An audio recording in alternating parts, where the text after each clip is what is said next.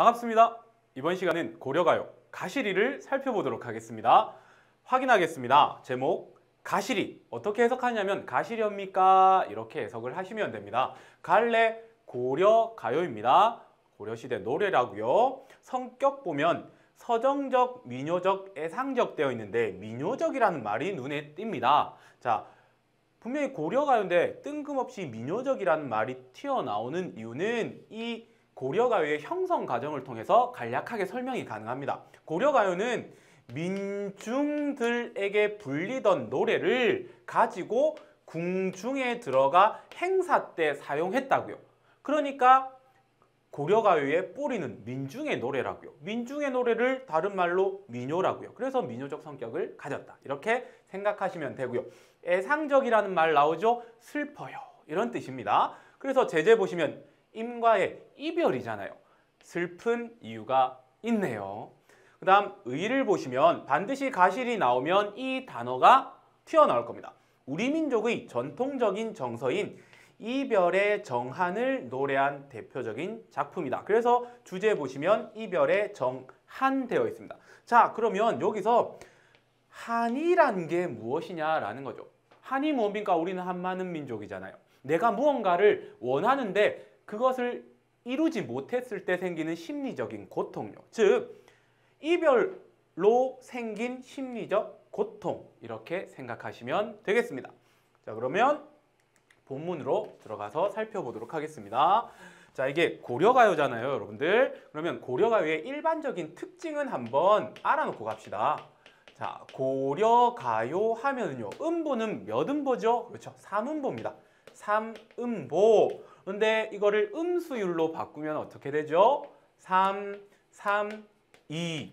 세 글자, 세 글자, 두 글자가 대략적으로 반복이 되는 3음보다. 자, 그 다음에 연은 어떻게 됩니까? 지금 여러분들 교재에 보시다시피 나누어져 있죠. 그런 걸 무엇이라고 합니까?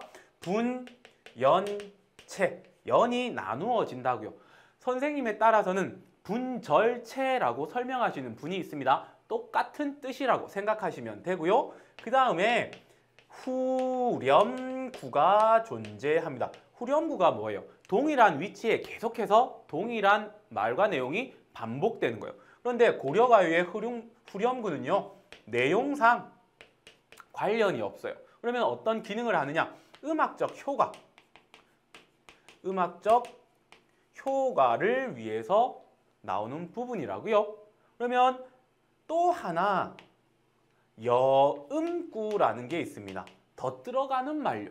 이거 역시 음악적 효과, 운율을 위해서 들어가는 것이다 라고 생각해 주시면 됩니다. 자, 그러면 본문으로 들어가 보겠습니다. 일반적인 고려가요의 특징부터 보여드리고 내용과 표현을 살펴보도록 하겠습니다. 자, 보시면 가실이 있고 나난, 발이고 가실이 있고 나난, 위증질과 대평성대 이렇게 되어 있죠. 자, 그러면 고려가요의 일반적인 성격 3음보, 세 글자, 세 글자, 두 글자 이렇게 3음보가 나타난다라는 거 여러분들 확인했습니까? 자, 그 다음에 이때 나나는요, it's me의 뜻이 아닌 거예요.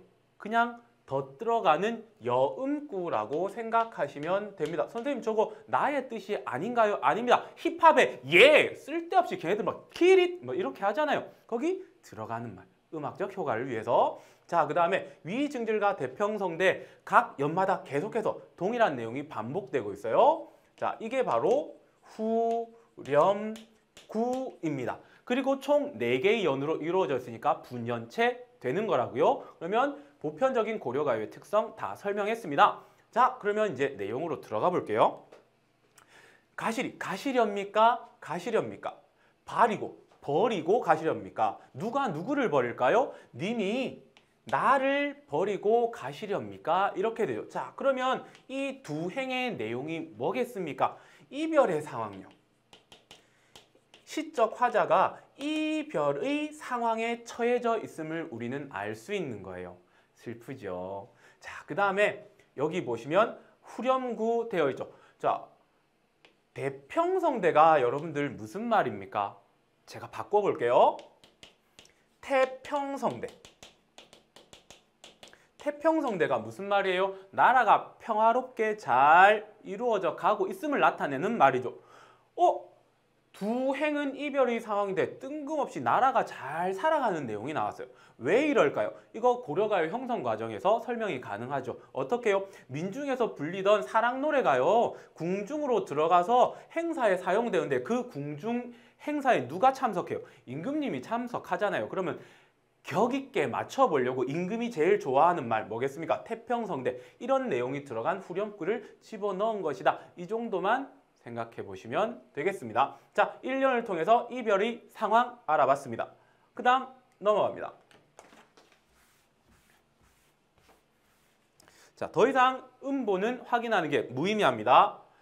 날러는 어띠 살라하고 발이고 가실이 있고 나난 이렇게 되어 있습니다. 나더러는 그러니까 그 이별의 상황에서 시적 화자가 님에게 말하는 거죠. 나더러 어떻게 살라 하시고 나를 버리고 가십니까? 이런 뜻이 되는 거죠. 그러면 여기서는 뭐 이별의 상황에 대한 시적 화자의 하소연이라고 설명이 가능하고요. 때로는 원망의 태도가 보이고 있다라고 생각을 하시면 되겠습니다. 그 다음에 얘는 바로 좀 전에 설명했던 여음구이고요. 동일한 위치에 동일한 표현이 반복되는 후렴구가 사용됐고요. 내용과는 연관이 있다 없다? 없다 되는 겁니다. 그 다음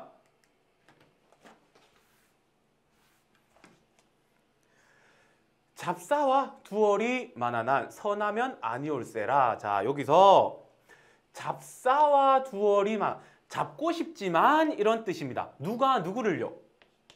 화자가 님을 떠나려는 님을 잡고 싶지만 이런 뜻이에요. 근데 선하면 서운해 하면 이런 뜻입니다. 이때 서운해 하다는 게 뭐냐면 내가 너무 가지 마세요 가지 마세요 이렇게 막 잡으면 그 남자가 왜 이래 질척거리고 난리야 이렇게 하면 이런 뜻이 되는 거예요. 아니 올세라 되어 있죠. 자, 여기서 어미 형태가 리을 쉐라라고 나올 거예요. 고전 시가에도 굉장히 자주 나오는 어미 구성이거든요. 이거는 이렇게 해석하시면 됩니다.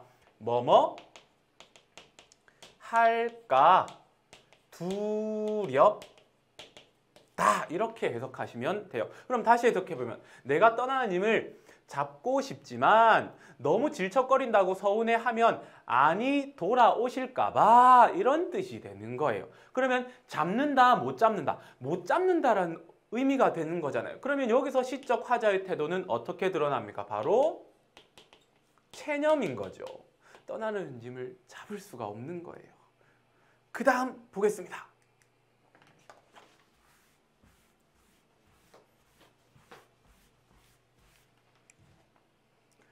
서로님 보내옵나니 나난 가시난다 도쇼쇼쇼 나난 이렇게 되어 있습니다. 자, 여기서 이제 시적 화자는 잡을 수가 없다라고 앞에 체념을 했죠. 그러니까 마지막 부분에서 시적 화자의 태도가 또 어떻게 드러나느냐. 서로 님을 보낸다고요. 일단 보면 님을 보낸다라는 거죠. 그런데 여기서 님이 두 가지로 해석이 됩니다. 첫 번째는 뭐냐면은 이별을 서러워하는 님. 이별을 서러워하는 님이라고 해석이 되고요. 두 번째는 나를 서럽게 하는 임용. 둘 다 님이라는 공통점이 있어요. 그래서 님을 보낸다라는 거죠.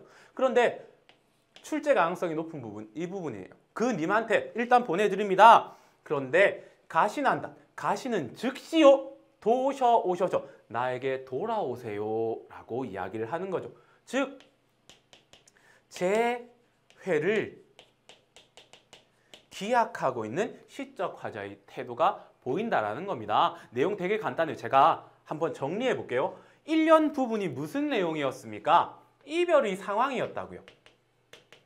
이별의 상황을 1년에서 제시하고요. 2연에서 어떻습니까? 그 이별의 상황에 대한 시적 화자의 님에 대한 하소연 혹은 원망하는 태도가 드러났고요.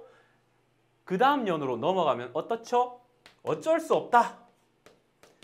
체념의 태도가 보이고요. 그 다음 마지막 하이라이트죠. 재회를 기약하고 있다고요. 재회, 기약. 이게 이 가시리의 내용의 흐름인데 이별의 상황에 대해서 이 세 가지의 태도를 통해서 어떠한 설명으로 출제될 수 있냐면요. 이건 시적 화자의 태도죠. 이렇게 표현됩니다. 우리 전통적 여인상을 알 수 있다. 이걸 다른 말로 풀어볼게요. 이별의 상황에서 전통적 여인의 모습, 대대로 가부장적인 사회에서 전통적인 여인의 모습은 무엇이냐? 소극적 태도를 지닌다. 잡고 떠나지 못하게 묶어두고 가둬두고 하는 게 아니라 어쩔 수 없이 보내버린다 라는 거죠. 이게 가시리의 가장 중요한 부분, 출제 가능성이 높은 부분입니다. 여기까지 가시리의 설명인데 그러면 가시리의 이 부분이 나오면 반드시 언급되는 부분이 하나 있습니다. 그것만 간략하게 언급하고 이 수업 마치겠습니다. 시적 화자의 태도가 완전히 대조되는 작품이 하나 있어요. 똑같이 이별의 상황인데 여러분들 지난 시간에 제가 서경별곡이라는 파일을 올려드렸거든요. 확인 한번 해보세요. 서경별곡이라는 작품이 있는데 이 서경별곡의 화자는 이별의 상황에서 적극적으로 이별을 거부하는 태도를 보인다고요. 적극적 이별 거부하는 태도를 보임으로써 동일한 상황에 대한 시적 화자의 태도의 차이점을 가지고 문제를 만들어내는 구성에 이 작품이 엮이고 있다는 것 반드시 기억하시기 바랍니다. 자, 고려가요 하면 대표적으로 떠오르는 가시리를 통해서 고려가요의 일반적인 특성과 이별의 상황에 대한 시적 화자의 태도에 대해서 한번 살펴보았습니다. 자, 수고하셨습니다.